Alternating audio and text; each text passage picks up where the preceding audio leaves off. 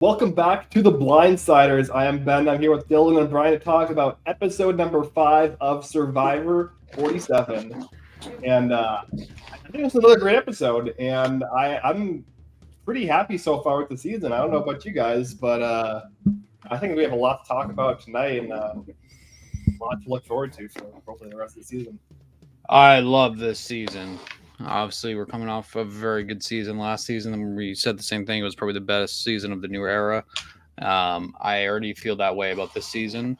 Ben, you said it in our chat. Probably the best like pre-merge season we've had in a very, very long time, which I agree. I feel like I've never. I feel like I've never. I feel like I have not been as engaged in a pre-merge in quite some time as I am right now. So I love it. So many good parts of the game going on right now. Um, Really importantly, it seems like a lot of other people love it too. For the most part, the majority of people online really love it. People I know that watch Survivor still really love it. Are saying it's a great season. So, yeah, I'm right there. I think it's awesome. I think that this is a great, great episode. It seems like that they kind of just keep one upping themselves week after week, which is really all you can ask for with reality television. So, I was already all in, but I continue to be all in. Like I said last week, this is maybe as back as Survivor will ever be, but they keep getting better and better. So I don't know. Yeah, I totally agree. We talked last week that Survivor was catching a new wind. That just continues. I want to give a huge shout out to Ben's winner pick and a very, very entertaining player, very entertaining character, and like really appreciate that she was openly bitter and hostile while she was leaving. The kumbaya stuff is fine if you want to be like that, but if you feel bitter, please feel free to express that because it makes it a lot more entertaining as a viewer. Yeah. It feels a lot more real too because, like, you know, for me, when I see somebody being like, "Oh, good game," right after they got blindsided, to me that's like, "Oh, so you didn't." It just feels like they didn't actually care that Right. much. Like, I know it's not necessarily the case, but like that's how it comes off to me, at least. Where like, and it's not like you have to like throw a tantrum in order to like demonstrate that you care. But I think, you know, expressing your immediate emotions in like a way that isn't toxic is like I think perfectly reasonable, and Especially when you're brutally blindsided yeah, pre-merge exactly. like that. Yeah. You know, she joins Michaela and oh my god, I'm blanking on her name from David versus Goliath. Natalia.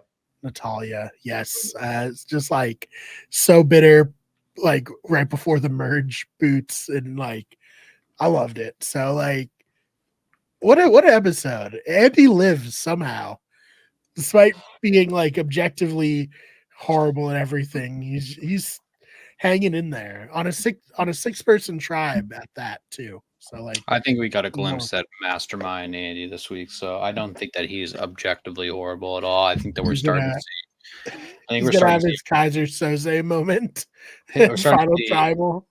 Trying to see his winter game start to come together.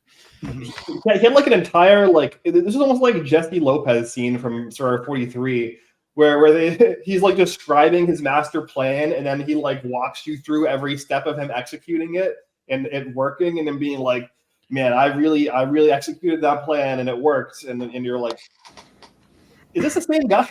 Yeah, and also maybe the best voting confession in the new era. That was sick. I've Yeah, spent 10 days burying you. Here's your headstone. Like, oh my God. So good. yeah, it was hard.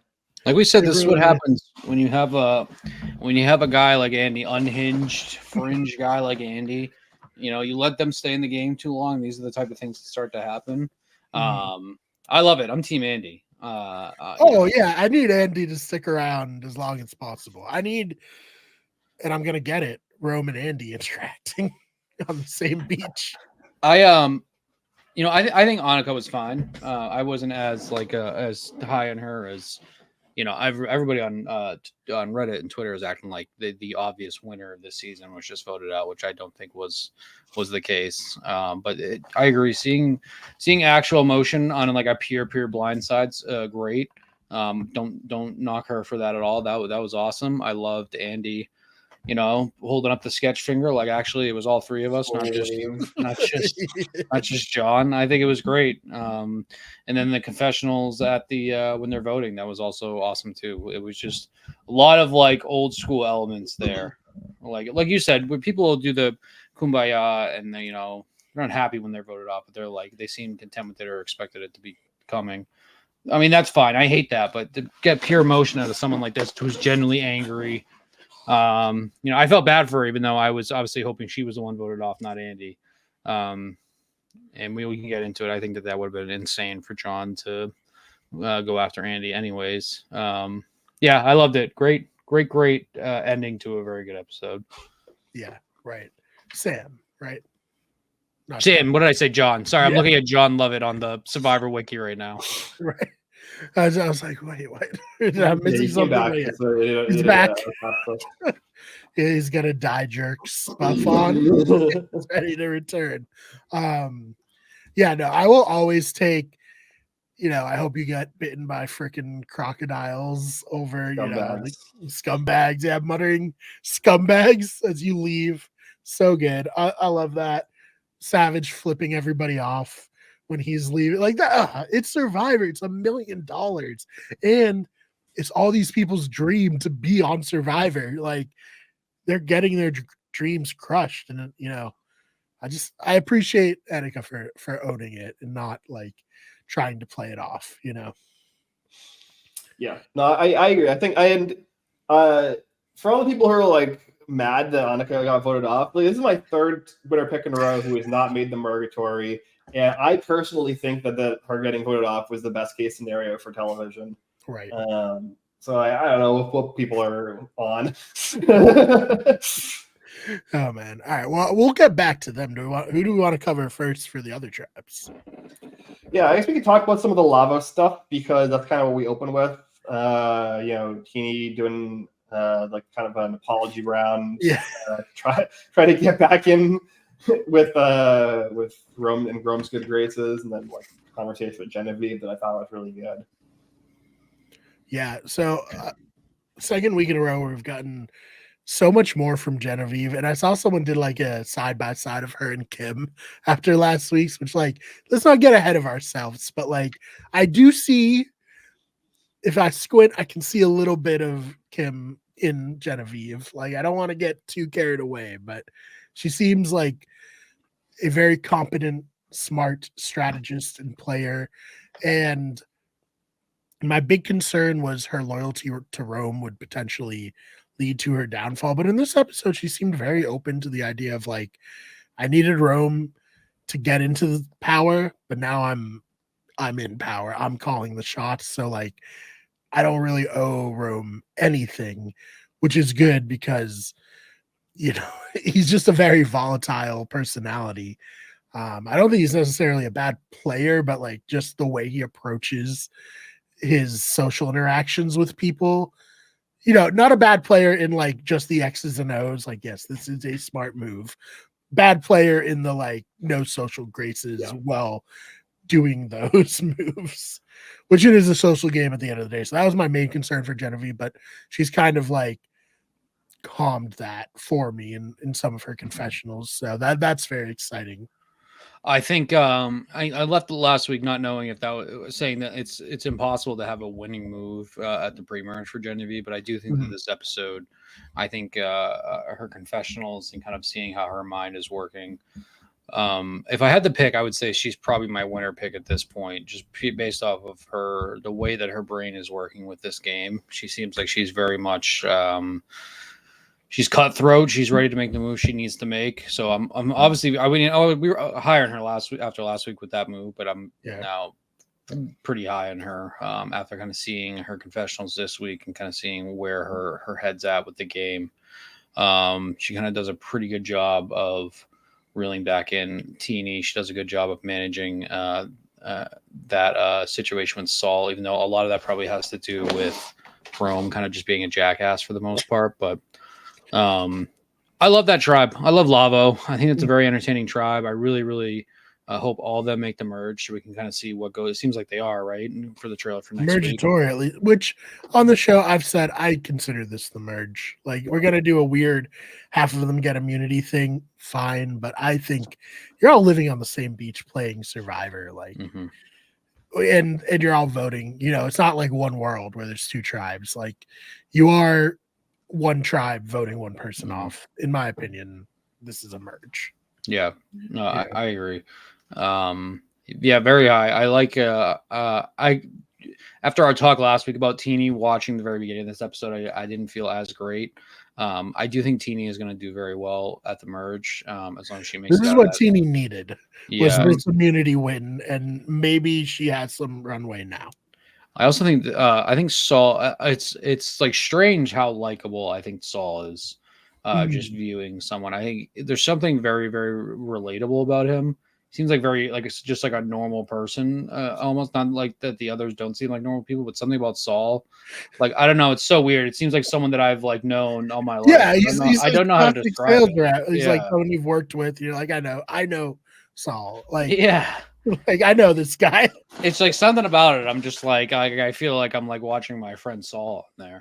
I thought it was a great opening scene. I'm like, I don't know. I'm not coming around on Rome. I still think he's embracing his kind of chaotic villain arc for this season, which is great. It's something we're asking for. He's not by any means kind of like a retro like scumbag villain. I just do think that he is he's playing with his heart on his sleeve. Is that the saying, right, or whatever it is? You know, I think that he's very clearly out here. I mean, he brought up a good point too to Teeny of like, hey, you know, I thought I've been loyal to you. Why are you not being loyal to me? You didn't tell me that, but like I thought he raised a lot of good points. So I come out of this first part of the episode much higher on Genevieve than I am on Teeny. Kind of is what I'm getting at. Yeah, agreed. Even though Teeny's my winner pick, I totally agree with that. I saw a very like long post on Twitter about like someone just talking about how much they love Saul, like being like, oh, this is the person who I always kind of root for because of all of these things. And I was like, same, but mostly just I like that he's super jacked. As someone who also likes lifting weights, I was like, yeah, that's my guy right there. Yeah, I think for me, Saul just like comes off as like almost the, you know, Brian and I talked about this on other podcasts, like the audience surrogate almost. Like he's saying the things that we as the audience are thinking, and he's like putting it into words, and so like the audience is like, okay, good, I'm not crazy as the viewer. Like there's a sane person on the beach that's saying the things that I'm thinking. So I think that's one of the things that makes him very relatable. Yeah, that's a great way to put it too. Really needed him to make the merge. So I was like, during that immunity challenge, I was the yellow tribe was going to be way more interesting because of the dynamics, but like I didn't want to lose any of these players I needed them for at least another week, you know? Yeah.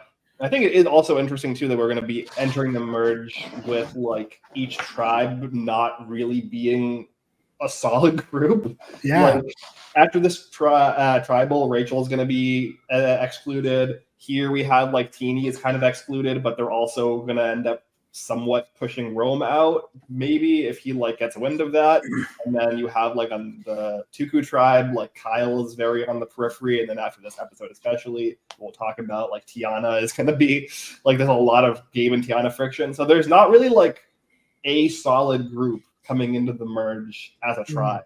I think it's going to be very messy. Yeah, no, you're right. I mean, for the Tiana stuff, maybe we have to cover the challenge first to fully talk about that. Do we want to? What did you guys think of this twist? I thought it was like the least bad twist they've done probably in the modern era. Yeah, it's nice to switch things up. I don't think there's really any negative impact on the game. You know, no one lost their vote. Nothing negative at all. Yeah. It added. This would be something I'd probably be fine with them throwing into the game for the next few seasons. It adds a great social element too. Like we're going to talk about with Tiana, kind of going into there to see how people handle that. It really kind of gives a good idea of where a lot of these alliances are in this game. I dare I say, not only was it not affecting the game, I kind of liked it. Now that we're kind of talking through it. Yeah, I agree. I thought it was super interesting. It was like we've seen versions of this before, right? All the way back to season 1, I guess, with Jenna and Sean meeting, and then Marquesas with Rob and Kathy, and Amazon, and on, all the way to the summit in Millennials versus Gen X. But this was like an interesting way to do it, where it's like they're having kind of a bonding thing because they're competing together. They're winning it together, rather than just being like selected. Or I think on Amazon it was who was the youngest players on the tribe, most likely to bang. Yeah, most likely to bang. Exactly. Different times. 2003, very different reality TV landscape. But yeah, no, I really, anything we can do to get these players interacting with each other across tribal lines. I always say that, like, that mixer, speaking of Survivor Amazon, the mixer challenge, that was a reward challenge where it got them interacting, that they did again on All Stars. That should just be every season. They should do that every season. Let these people who you cast because you think they're going to be good reality TV characters, good TV characters generally, show why you cast them, and have fun moments like that. And yeah, I thought this was great. I thought those hot dogs looked honestly. I would have actually probably preferred the veggie dog. I don't love the idea of meat just sitting out in the sun. I don't think it was just sitting out in the sun. I think we talked about it. We've talked about this before. Like, I don't think that the Applebee's is, just sitting in there, shipped over from like some Applebee's in like Detroit or something like that. Like, I think that hot dog was out there for maybe like 10 seconds before the production runs in and takes it away. No condiments is crazy. Didn't they say there was no condiments? That's insane. That is crazy. That is so. I'm one to raw dog, dry dogging it. Yeah, a hot dog. That's fine. Like, I enjoy that. Like I'm out at like a ball game or something, I'll eat just a hot dog as is because I don't want to like get a mess of myself. But right, that's fair. Give these people like relish and ketchup and mustard. Come on. Yeah, I know. Survivor is so cheap. It's so ridiculous. But it's almost it's even worse too, because Jeff has like established this, like, you get hot dogs and all the fixins as like a staple thing for the show, where like now they're explicitly not giving them any fixins, and so it's like it's almost like they're insulting their own brand. Whatever they can do to save a buck, I guess. Too much advantage getting hyped up on like American style like ketchup. Yeah, I know. It's like it's so expensive to get a bottle of Heinz ketchup. It's more so like there's so much poison and probably in all of it that they're just like, we don't want to kill these people then when they haven't had a proper nourishment. Mm-hmm. I was thinking about this last night before I fell asleep. I was like, nobody wants to sponsor Survivor anymore. You can't find someone to. I mean, after what Applebee's, I don't know if Applebee's like saw that as a positive or a negative sponsorship. Right. No. Home Depot and like Charmin and Outback Steakhouse, like all these great, integrations, and we can't find anyone to sponsor the Sanctuary week to week. Big Brother Canada had Burger King in their house. Survivor can't get Burger King. I disagree. I think Applebee's took Liz's freak out last season. That's like the best promo. Literally, Applebee's is so good. It literally drives people. It drives people to insanity. Yeah, I agree. Yeah. And I honestly saw a ton of people from the Survivor community go to Applebee's after that. And I don't think they would have if Liz didn't have the freak out and it didn't become the meme. So we covered at the time, like the selling, the takeaway from that is literally Applebee's is so good that not getting it makes you have a mental breakdown. That's better than any ad I've ever seen. I don't get it. And the Shark Bowl looked great. Like, I still think about that sometimes. Like, oh man, could really go. Hey, Chili's right now is doing like a zombie margarita thing. They could have planned this out to, have the zombie margaritas at the Sanctuary, but they're not Applebee's. I guess they're marketing. Maybe post merge they'll hit it up, and maybe this is like they're like, oh yeah, we don't want to like really overdo the Sanctuary in a pre-merge twist because it's gonna water down all of the post-merge rewards. Oh man, but yeah, I don't know. It was just sad. And like Dylan said, no ketchup, no mustard, just sad. Mm-hmm. But it was great to see them play cornhole and for one of the players just completely for no reason blow up her own game. Yeah, let's talk about Tiana. Let's I did Tiana make a single correct decision this episode? No. It was a very impressive master class of throwing your own game, Yeah. Yeah, I think Tiana, ever since voting out TK, I'm still not entirely super convinced getting rid of TK ended up being the right move for me. I mean, they never lost after. That's something. That's right? true. I don't know, something about she almost purposely threw herself on the bottom of that alliance when she voted out TK. But I don't know why you do that and then this is your first move when you go in to see other people, is to immediately in front of other people who I have to imagine are very pretty loyal to. I guess that's the whole point of that with Sue, is that it's kind of kept under wraps, right? But yeah, crazy move, crazy move, and then kind of her going back to camp and being so for Caroline as a whole too. I'm not really sure what kind of player Caroline is, but her mediating that whole thing of being you need to apologize. I don't know how else to fix this. The whole thing was so weird to me, and then Tiana immediately apologizing. I just don't know. I don't know what the point of all that was for you to doing that. Yeah. Just to purposely trash his game. So I think Sue had said it even if you don't make it, your hope is to just completely trash his game. I don't really know what the point of all that was.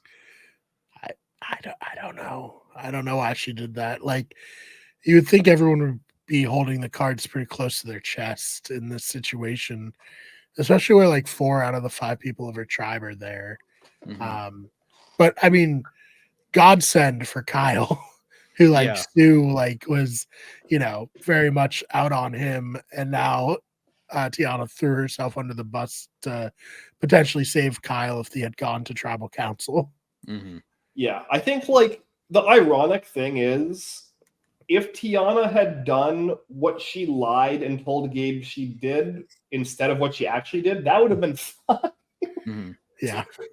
But she did the worst possible thing and then came back and made up a lie that was completely unbelievable. That was actually the thing that she should have done if she was actually playing it correctly, which is just to go to Teeny and Rachel independently and push a women's thing and try to throw Gabe under the bus a little bit to them in a very private, small conversation, and not in front of all 7 people. Mm-hmm. That would have been, I think, a reasonable play. So yeah, I don't know. I guess she is just so bought in to her, Sue, and Carolyn being the 3, and then she just sees Kyle as not a real player. I don't understand right. There's no way she doesn't think, at least even if she's bought into the idea that she's in a women's alliance with Sue and Carolyn, she has to think that Kyle, who would be in potentially a bad spot, would try to run to Gabe to try to make something happen and stir up drama between Gabe and Tiana to guarantee his own safety. That's just a rational play for Kyle to make in that situation. Mm-hmm. So I don't know. I don't know what she was thinking. It is very interesting though to note that it seems like Gabe and Sue are what Sam and Sierra think they are. Right. This we've said it before, Tugu isn't exactly the most attractive tribe this season in terms of play and the time we spent with them. I like Kyle. I hope Kyle goes far, but I can see this tribe specifically completely falling apart when we get to merge. Something about Sue, based on the edit she's got and everything we've seen of her, I imagine Sue is potentially the last person standing from that tribe. Based on what we've seen. That'd be interesting. She's gotten a lot. She's gotten a lot of edit going into. Yeah, I don't know. I think it's really tough to gauge that tribe as a whole, because we really haven't seen them face a whole lot of adversity except for this, and except for when they voted out TK.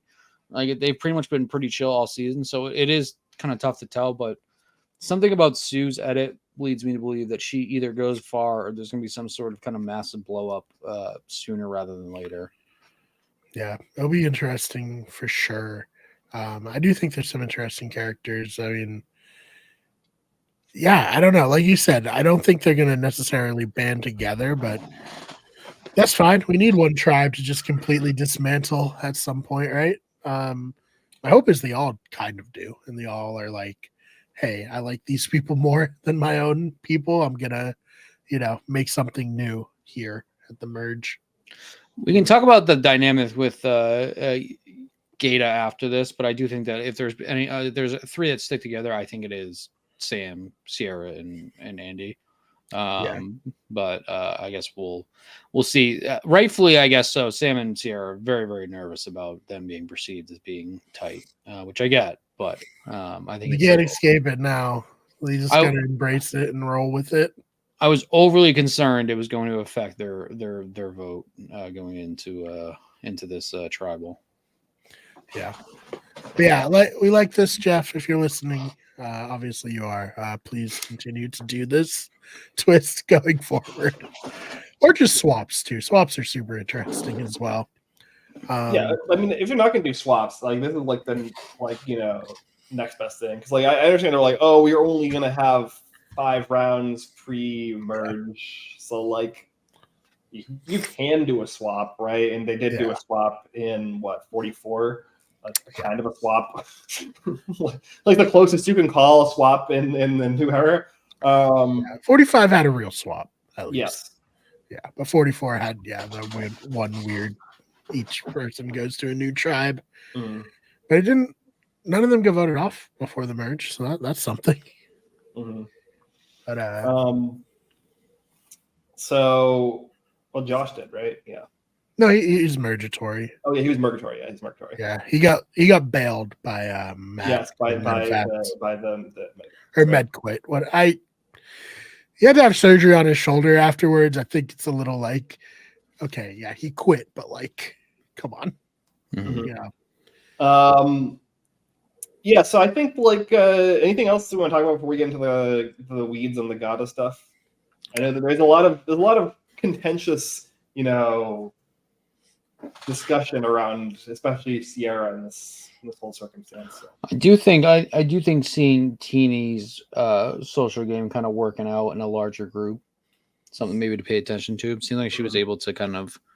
I don't know if maybe she was just playing off the being on the bottom thing enough to maybe people felt bad for her, but I do think that Teeny, which is why I'm still sort of high on her, is that she has the social ability to bring people in.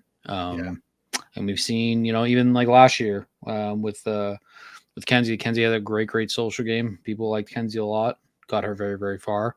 Kenzie was also doing pretty well in challenges too towards the end there, but yeah, I think that's the only other takeaway for me from kind of that trip was Teeny being able to kind of talk with everyone.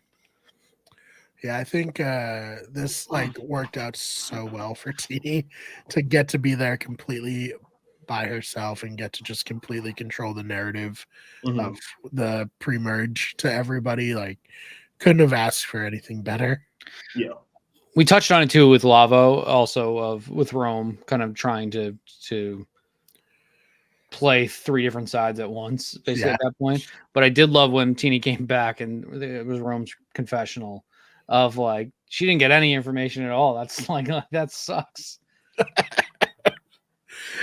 Yeah, that's great. But yeah, let's talk about this challenge and the fallout of it. Yeah, talk about Andy humping the pole with a knife in the end. Great. Amazing stuff happening in Survivor. It's just another chapter in the legend of Andy of this season. I love him. What was he doing? I don't understand but it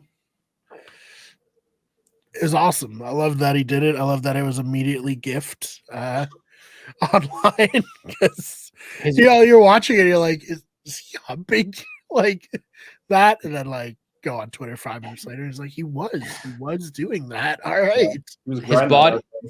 His body kicked into its natural movement. What its body is used to, it kicked into it.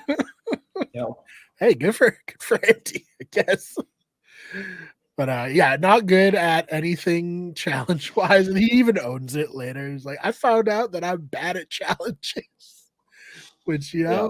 can't argue with that. You are horrible at them, but luckily that will actually kind of work in your advantage now that the merge is here. Yeah.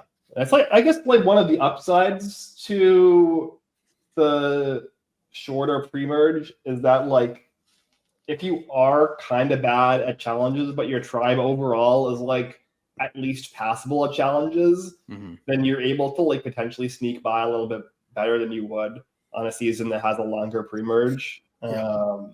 Just because like you like at this point in the game, it doesn't matter that Andy is dog shit at challenges because they're not going to go to their tribal challenges. So like that doesn't factor into the calculus at all. My big prediction is that Andy wins. Andy wins a challenge, individual immunity challenge. That'd be awesome. Whether it's puzzle, the individual ones are much different, so like it is possible that it could, Ironically, I think the individual challenges favor somebody like Annika, who is good at both puzzles and is like really well built for like endurance style challenges that they've done a lot of in the new era. Yeah. So, like Brian said, like I think ironically, him being kind of like a putz in challenges is actually like playing well into his advantage in a specific round. Yeah, you really don't want like the stink of challenge beasts going into the merge. Like there's so many reasons to get rid of anybody anyways. You don't want that also. You want to fly under the radar enough. Like Kyle, I feel like Kyle's going to be in trouble because Kyle has been very impressive in these challenges, and I think really carried that tribe to a lot of their victories. But I guess we'll see. I really liked this challenge. It felt different. It didn't, even though they did a puzzle at the end, the puzzle was like so obvious. That's like not, it's more about the throwing and like all the other pre stuff than it is the actual puzzle making at the end, right? Yeah, I mean when it's the puzzle is easy enough that Lavo wins in even fight with against their tribe. Like it's not like a huge. I want to say this. So sometimes in Survivor, the color scheme disadvantages tribes, and I feel like the shades of red they used were pretty like difficult to distinguish. Like, so I thought if anything, they had a bit of a slight disadvantage. Yeah, I agree. I think like that is something that doesn't really get mentioned enough. That certain color schemes for tribe colors make puzzles easier or harder to distinguish.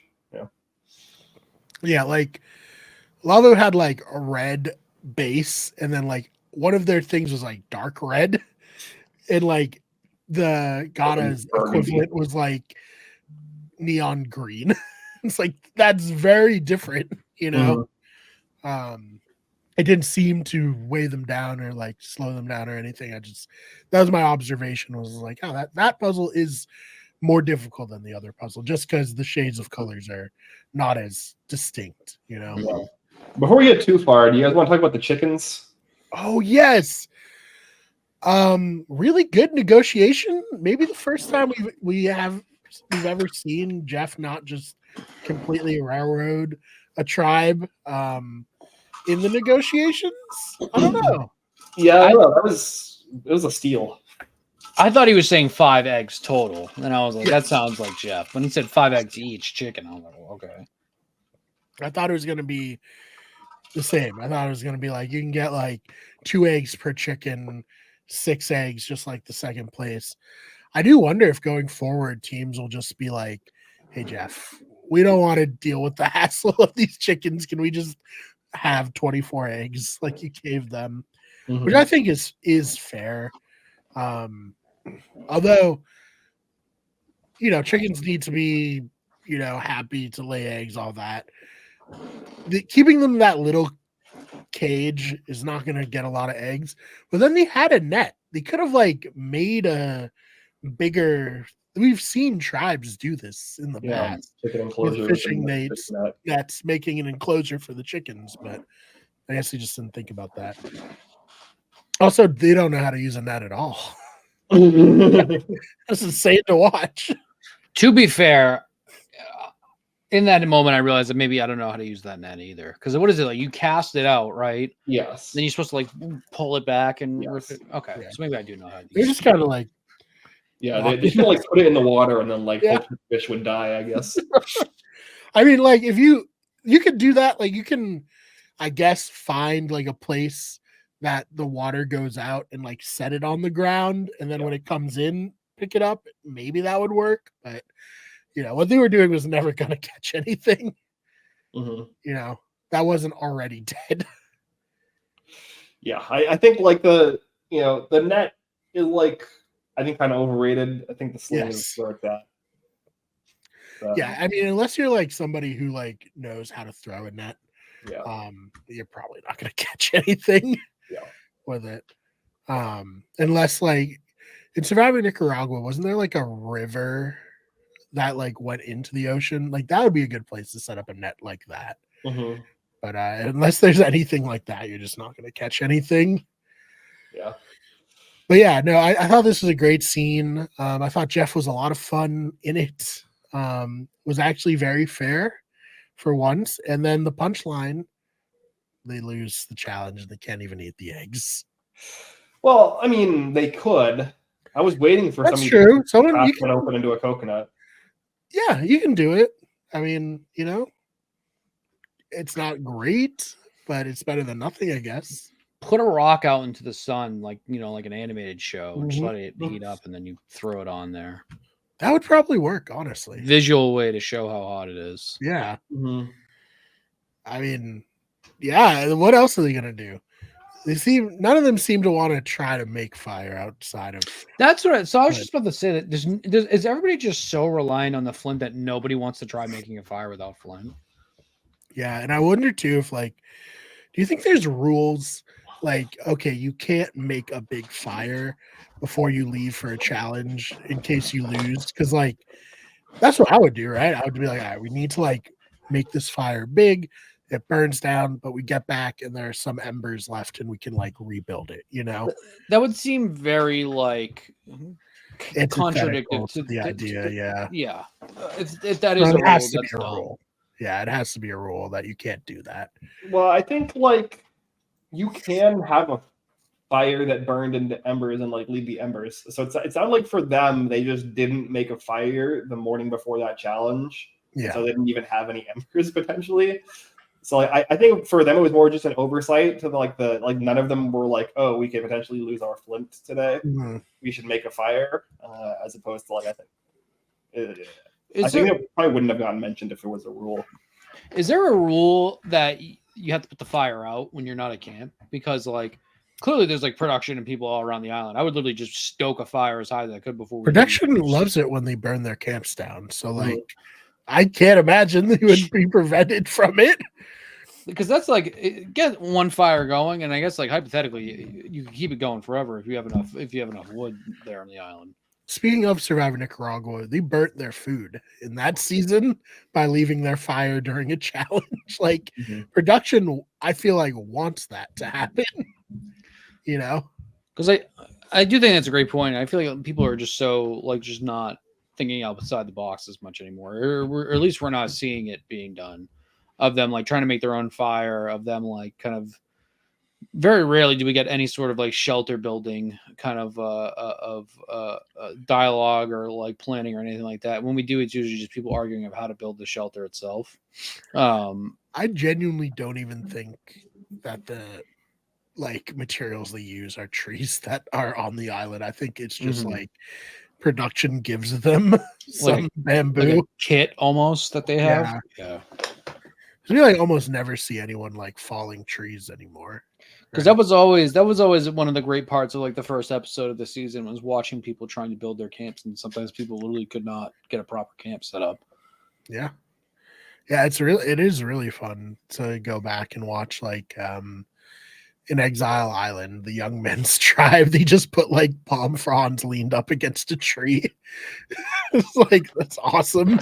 It's like the equivalent of the male bachelor, like apartment where it's like a they really TV were on the ground, like Yep. the PlayStation and like a blow up chair or like a camping chair just in the middle of the living room. Yeah, I don't know if you've seen that season yet, but that is the exact vibe that tribe had. Male living space. Yeah. Yep. Yeah. And you know what? They were happy, so That's all that's important. that's all that mattered. And I don't want to say too much. But yeah, no, I think we have lost that element a little. I think they won't give them chickens anymore. What was that? I think that this is probably just, they won't do the chicken reward anymore after this. Yeah. Like they already kind of like moved away from it, and then this was like kind of a return to it. So yeah, I think these kids just don't have the heart to kill the chickens anymore. Well, I think like in previous seasons there usually was like one or two people on a tribe on average that would be anti-killing the chickens. It's just that like the other people wouldn't really have the social grace to care. and then they would just like kill the chicken anyways and then like tell them to deal with it basically. And I think I think this also goes back to like everybody in Survivor pretty much is like a corporate person. You know, you don't have JT out there grabbing a chicken and immediately killing it in one like foul swoop and cutting it and all that. Like you don't really have those personalities very much anymore. I was about to say I don't know if I'd have it in me to kill the chicken, both out of like the lack of skill and like I don't think I could do it. I think I for years and years worked in food service. I've done anything, skewering chickens onto rotisserie steak. Like I have no problem with the concept of that. The one thing is like, remember in Game Changers when they had the goat? Like, I don't know if I could kill a goat. Yeah, I almost tweeted something about that where it's like Sandra in Game Changers, like, let me kill that baby goat. The God put him here for me to eat him. And then Survivor now. Yeah, they can't even do it. I could do the chicken, like I said, I've not gutted them, but I've been comfortable with like the grossness of chickens in every step of the way, from putting them on skewers to cooking them to picking them to make chicken salad and soup. It's like totally fine with that. Yeah, the act of doing that is fine. The actual act of killing is what I don't think I could do. Like, yeah, I almost have less issue killing a human being than I do like a chicken. It's like I don't know if I go that far. well, like clearly like a bad person, not like a normal, but like I don't know, like I guess I've never been hungry to the point. That's what I'm like. Are they all hungry to that point now? Like they got all like coconut and like maybe they're just not that hungry anymore. Yeah, the extra 13 days really makes the staring at the chicken like, it gets a little easier, I feel like, for, the players, like the extra 2 weeks of just being like, I could do it. I could kill that chicken. I did see someone said that the next reward should just be fried chicken with no context. Like, let them think about where that fried chicken came from. Do we think that we're going to get auctioned this season? Because did we hear last season we're going to get it, and then we didn't get it? They said no. They're like, it's so hard to set up, and it's like, oh, okay, like, Survivor, it's so hard to set up. Yeah, your job you got to do for fucking 3 months out of the year, right? Like, what part of it is hard to set up? They just like get a bunch of food on plates. Yeah, I guess keeping the food. Logistics serve safe. Speaking of food service, making sure the temps are all not in the danger zone. But at this point now, like they have like their own town set up there, whereas like they're not on this island where they're all living in tents and stuff. Bring them to your base camp and film it facing away from it. Yeah, it's fine. Like if they can see a bunch of people, but the camera only sees the contestants, like that's fine, Jeff. You don't need to be actually on the beach for the Survivor. Or not only that, just bring up get some sort of like way to cook the food up there for people. Maybe they just don't have the chefs they used to. Like we've seen how shitty that. Another budget. Yeah. Yeah. It's gonna be Jeff out there grilling up the hamburgers live in the auction. I mean, I offered during the last auction, hire me to make the pizzas, Jeff. I can do it. I can do it better than whoever you have making these pizzas for these poor people. You know, maybe it's Jeff. Maybe it's Jeff, and he just keeps getting hurt. That people say his he just heard that. He's like, oh. I'm gonna make a worse pizza now, just to spite people. Yeah, or maybe he's trying to make a better pizza and he literally can't. It's just causing him to just each season he's trying new recipes. Yeah, people were like, you know what? That was maybe the worst looking pizza ever at the auction. He was just like, no more auction then. That's how people feel. Yeah, get chips. You know, you had Doritos at one point.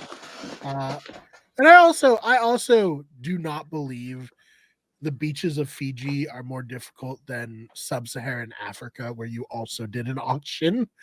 You know, like probably nobody from there other than Jeff still works on the show, but like, come on.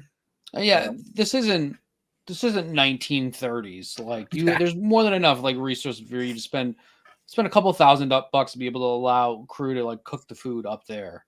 Mm-hmm. Like, yeah, you're really telling me you don't have like the ability to light like a butane lighter and keep stuff warm or put stuff in a cooler?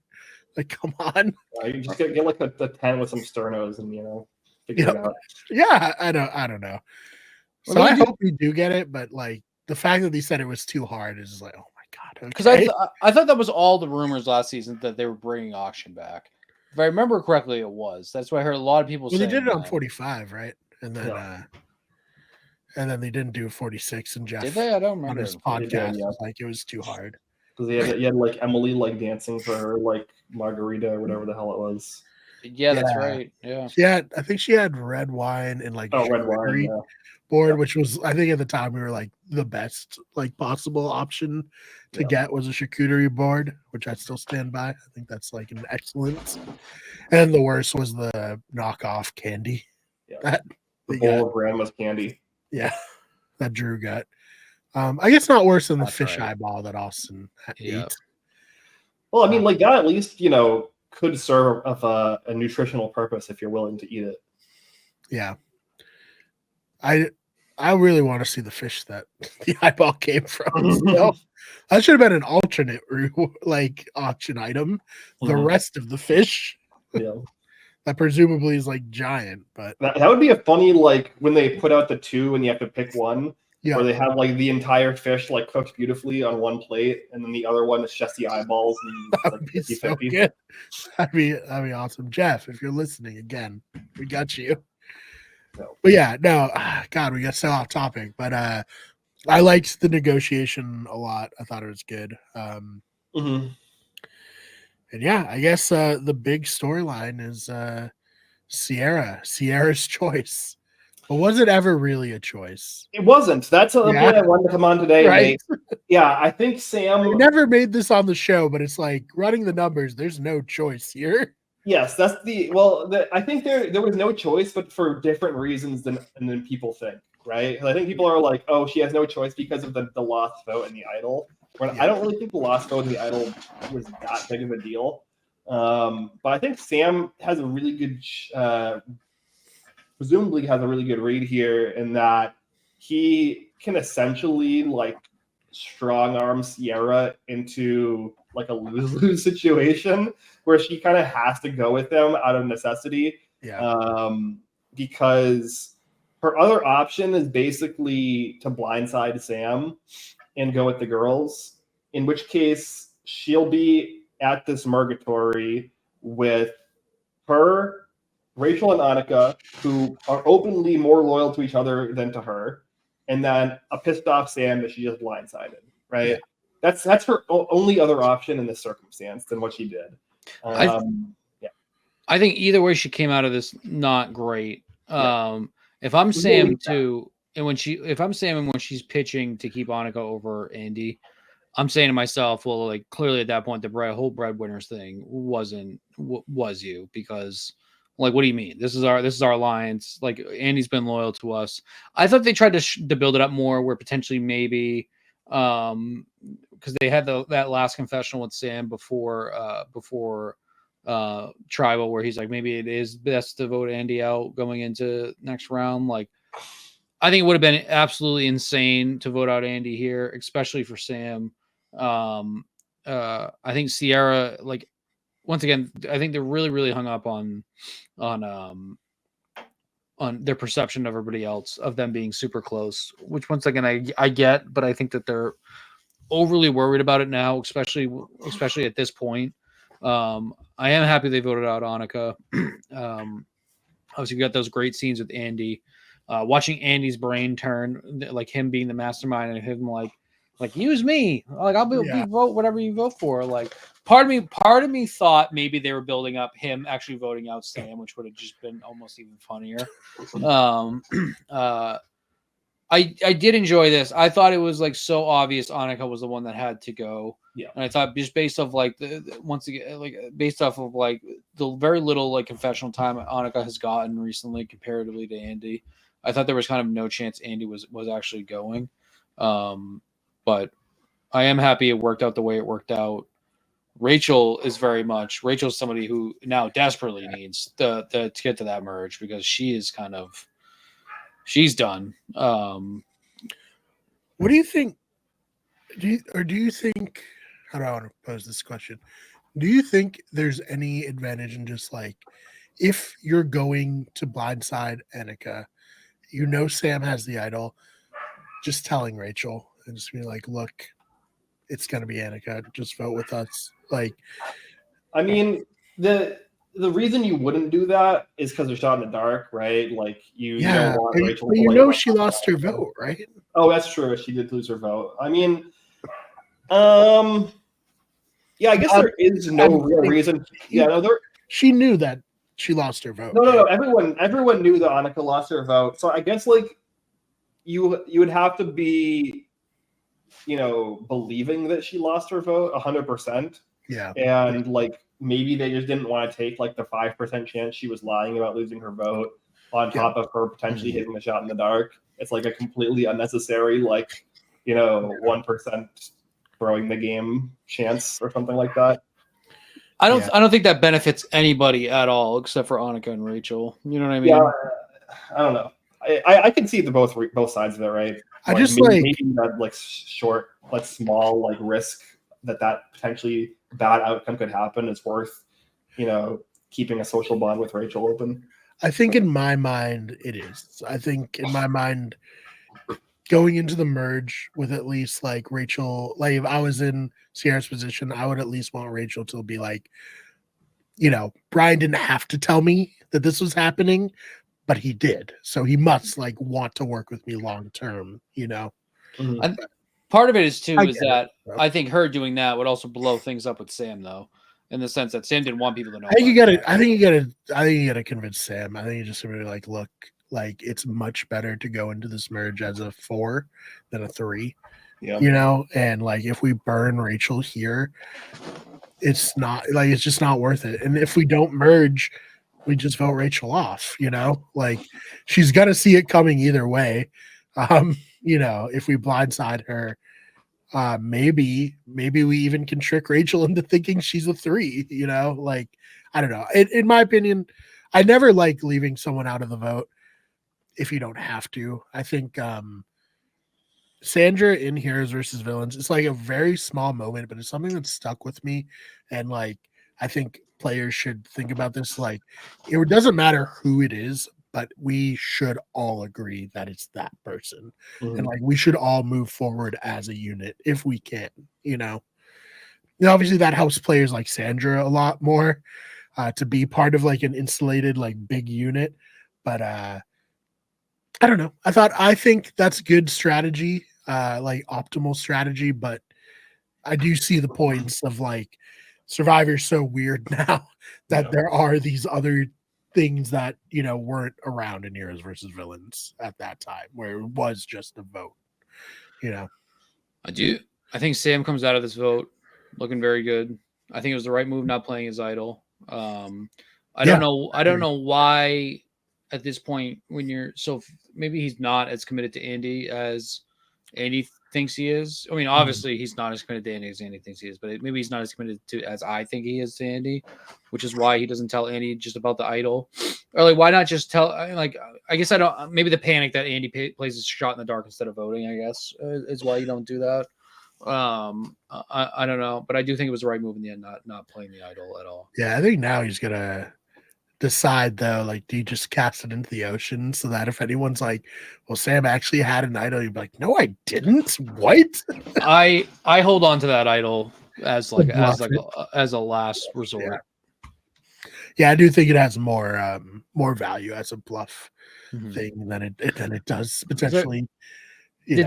Does Sierra know that this was the last time it could have been played? Yeah, they were together when they made the decision to do the one vote idol. And that's an unfortunate part. Fortunate part for Sam losing this challenge when he could have had an idol at the merge that he only could use at the merge as a person who is like a pretty classic merge boot, not necessarily new era merge boot, but like a classic like overall Survivor merge boot. Yeah. So we'll have to see what happens there. Yeah. Unfortunate, but I mean, yeah, I don't know. I guess like I personally think that Sam comes out of this episode in one of the better positions headed into this merge. Either way. And people are down on Sierra's positioning, but like I would much rather be in an alliance with Sam, who people are going to want to target before me, than a bunch of people who are like pretty equal, threats to me. No, I don't think that I don't think Sierra is in a bad spot at all. I think that she just like had basically no agency this episode, but like the like move she got forced into. Like Sam strong-arming her basically because of the social structure into this situation. Like it's not the worst for her. Like obviously like Sam is in a better spot because he has a better relationship with Andy, and in the process like Sierra is forced to kind of burn her relationship with Rachel a little bit. But yeah, I agree. I think like of this trio, Sierra is like the least likely to get targeted of the three. And like maybe there's enough chaos on the other tribes that like Rachel doesn't really have an option to get a foothold, and she's kind of forced to work with them still. Right. Yeah, we'll have to see what happens. It's been a great pre-merge, like you guys said. I can't. The last two seasons like have really reinvigorated my love of Survivor in the way that it's like when the episode ends, I'm just like, I can't wait for next week. Like, I'm so excited. Agreed. Yep, 100%. All right, so I guess want to plug stuff, Dylan. Yes, Dylan. I don't know if it's going to mirror on the recording, but Dylan, the floor is yours. I have finally figured out the ridiculous capture card nonsense. I streamed last night. I played Resident Evil 4 for the first time. Only played probably about like 30 minutes of it. I did enjoy it a lot. What'd you get to? I got to basically past like the first town where the bell rings. I died probably about 2 times there. Where's everyone going? Bingo? My one viewer last night was my friend who was the one telling me to play Resident Evil 4 because I've been trying to play some like spooky stuff given the season. I really enjoyed it. He failed to completely tell me about the house that has like the shotgun and the grenades and all that stuff. Oh, no. So I was really just running around like knifing people the whole time, not realizing that my taking for granted that this is your first playthrough versus like Resident Evil 4 is one of like the best games I've ever played. Like I'm so excited you're playing it. I might play it again now that you've like, got me thinking about it, but I'm so excited you're finally streaming. What is the channel? On Twitch, it is a same name, DJ Clubberlang. I'm gonna be on there. I'm gonna be back on there again tonight. I'm still trying to get a cool setup background. I got like a bunch of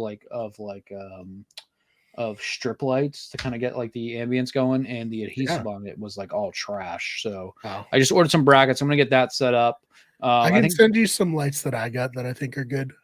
If you're looking for stuff like that. Sure. Yeah. I'm like, I'm going to get those set up. I got brackets coming, but I kind of want to see what that looks like. I got a really cool new light that I'm not super thrilled with how it looks when it's just black. So I'm hoping some extra lighting in here will help that out. I'm going to be back on here tonight. I'm going to start a Dirge playthrough on Baldur's Gate 3, which I have not done yet. And I'm going to really embrace kind of like the serial killer vibes of all that. So I'm gonna start that tonight. I might play a little bit more Resident Evil 4 tonight. Yes. I didn't start playing last night until about like 11:30. So I know I was gonna watch it. I fell asleep before you started playing, but I'll be around. Dylan, are you gonna be playing Black Ops 6 when it comes out? I am. I have it pre-ordered. Let's co-stream. Let's stream at the same time. Play some Black Ops 6. My really big dilemma is that obviously I have the PS5. Mm-hmm. I bought a brand new 1440 monitor. Mm-hmm. The only problem is that last night it was only pulling in 1080p and it kind of looked like crap. So yeah, it's probably the pass through of your capture card would be. I have an upgraded PC, so now my dilemma is: do I buy Call of Duty on my PC or do I buy it on the PlayStation? That's kind of where I'm at. It's interesting, yeah. So I'm gonna figure. Let me know. I mean, it's all crossplay, so I mean, getting it, but I want kind of like the best of both worlds. I paid for the upgraded capture card, so I'm kind of like, or the upgraded GPU. Yeah. And like, do I just get the game on PC? Here's the question: how much free space do you have on your hard drive? I have a lot. Because Call of Duty will take it all.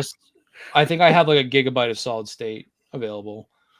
Terabyte. A terabyte, sorry. A terabyte of solid state available. Like gigabyte's not going to get it done. Yeah. Like one skin pack. Yeah. So yeah, I will be getting that. I'm going to start the Baldur's Gate Dirge tonight because I've been saving the Dirge to stream.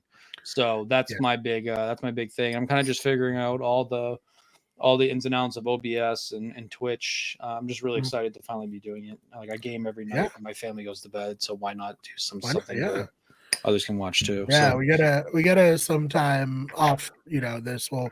I'll go over all like my stuff I've set up to capture clips and stuff easily. I think that would be like, for me, that's been the best thing, is just being able to press one button and like clip your own thing versus trying to hope someone will be there to clip anything interesting or like frantically try to clip it yourself on Twitch. Yeah. But I mean, you know how it is. It's all those social media, TikTok, YouTube shorts. Those are the real thing to get people to be aware of your stream, Well, I remember I started watching Queso, and Queso only had like 200 views on Twitch. And it's because I saw a TikTok of it. Yeah. It's real. I mean, there's some streamers who've literally, Queso, Jinxie, they're people who've made their career from clips. So, and now that I got my PC upgraded, it's been running great. Now that I have that upgraded, I'm going to try to start playing a lot more like PC exclusive games, a lot more like independent, kind of like fun games. Mm-hmm. I love simulators. I saw that there's like a card the card business simulator. Yeah, PCG shop simulator. Yeah, so I want to play more stuff like that too. So awesome. Do you play Overwatch at all? I don't. I play Valorant. I'm a Valorant boy. So I want to get back into some Valorant too, but I'm not against playing Overwatch, but I do imagine when Call of Duty comes out, I'm going to be my shooting games is going to be that's my priority. Yeah. Well, yeah, just let me know. I'm super down to play Black Ops. I'm really excited for it to come out. I love, the Black Ops sub category of Call of Duty. I'm probably going to be real bad. But that's okay. That'd be fun anyways. But if you're into like Overwatch, is all we can do, like all of us streaming, Mm-hmm. Ben, we'll get you on your account, the Trey of Spades. Mm-hmm. Dust that off. I know it's been a minute since you streamed there. and we'll get Jenny on her new channel, Solara Plays, and we'll all be streaming together. Be very fun. But Ben, anything you want to plug before we get out of here? No, I tweeted a little bit about Survivor. I tweeted about the Big Brother finale that happened this past week, and then Great winner, great season.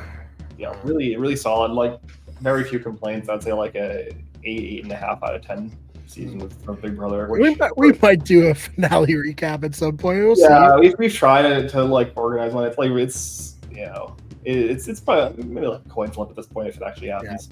Yeah. Right.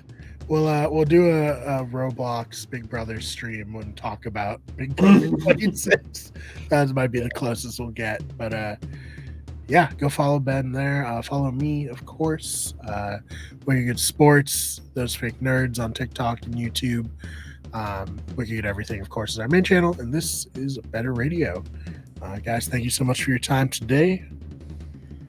And we'll see you all in the next one.